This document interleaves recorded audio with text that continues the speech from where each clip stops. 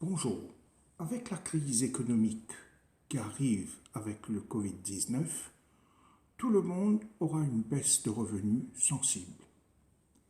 Ainsi, quand on a une dispute à régler, pourrons-nous continuer à nous recourir au procès, comme on a l'habitude de faire jusqu'à maintenant? Le procès a des implications financières importantes qui seront vraisemblablement hors de la portée à la fois des compagnies et des individus qui vont subir une baisse dans leurs revenus.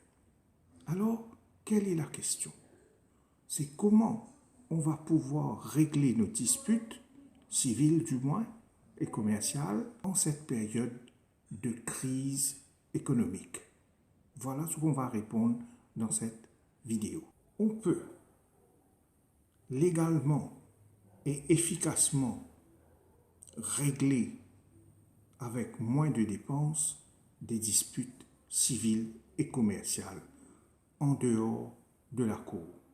C'est ça la justice à l'amiable.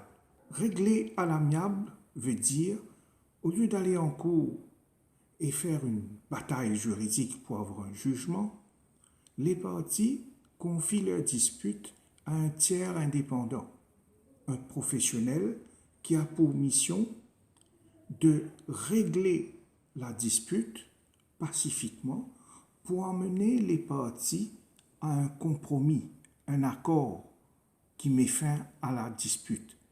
Cet accord, ce compromis, est reconnu par la loi comme étant une transaction et la loi dit que cette transaction-là a entre les parties les mêmes effets qu'un jugement de la cour.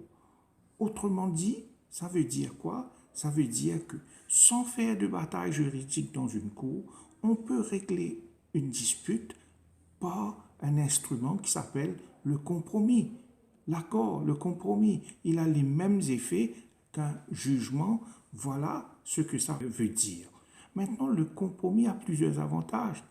Non seulement il est rapide quelques jours, pas quelques années, ou quelques semaines des fois. Il est confidentiel. Il n'y a pas de confrontation entre les parties. Mais un de ses atouts qui va être très très utile dans cette période de crise, c'est que les dépenses pour obtenir un compromis est bien moindre que la dépense qu'une partie doit faire pour obtenir un jugement dans une cour. On va voir là quelles sont les implications financières lorsqu'on rentre une affaire dans une cour de justice pour déclencher un procès afin d'obtenir un jugement. Quand deux personnes choisissent de régler une dispute par la voie du procès, quelles sont les implications financières? Les deux personnes, les deux parties, chacune doit retenir les services professionnels de deux hommes de loi, un avoué, un avocat. Et ensuite, ils doivent payer les frais de justice, les frais de cour. Beaucoup de petites dépenses, quand on ajoute ensemble, ça fait une grosse dépense. Maintenant, dans certains cas, il faut, par exemple dans un cas de problème de balisage ou un problème de business sur les comptes, donc il faudra un expert, un comptable, un arpenteur, des fois il faut un médecin, ou dans un cas de construction, il faut un ingénieur ou un QS. Donc il faut un expert. Ça fait 3 services professionnels des fois, et aussi les frais de justice pour chaque partie. Donc quand on ajoute les deux ensemble pour pouvoir faire un procès, les parties doivent retenir, payer la facture professionnelle pour des professionnels en 2 et 3 pour un procès. Et en plus de cela, ajouter à cela les frais de justice. Donc, quand vous ajoutez les deux ensemble, les deux parties dans une dispute doivent retenir les services entre 4 et 6 professionnels et payer 2 fois les frais de justice pour les deux parties. Et ce n'est pas tout. À la suite d'un procès, quand on a le jugement, la partie perdante peut faire un appel. Et pour faire un appel, chaque partie doit retenir les services encore de 2 professionnels homme de loi et payer encore les frais de justice pour l'appel. Donc, il faut ajouter que quand on ajoute ça pour chaque partie, pour le procès en 2 et 3 professionnels, factures professionnelles, et pour l'appel encore 2 factures professionnelles et une facture de frais de justice, vous ajoutez le tout, ça fait dans un procès, on peut, quand on s'engage dans un procès, on peut finalement, à la fin du jour, devoir payer en 2 et 5 factures professionnelles, entre une ou 2 factures pour les frais de justice. Ça, c'est par partie. Si vous ajoutez les 2 parties ensemble, ça peut faire entre 4 et 10 services professionnels et entre 2 et 4 factures pour les frais de justice. Évidemment, c'est beaucoup. Évidemment, ce n'est pas à la portée de tout le monde de faire ça. Mais là, avec la crise qui arrive, ce sera même pas à la portée des compagnies de faire ce genre de dépenses et encore moins les individus. Dans la justice à l'amiable pratiquée par Peacemaker, combien de frais professionnels les parties doivent payer?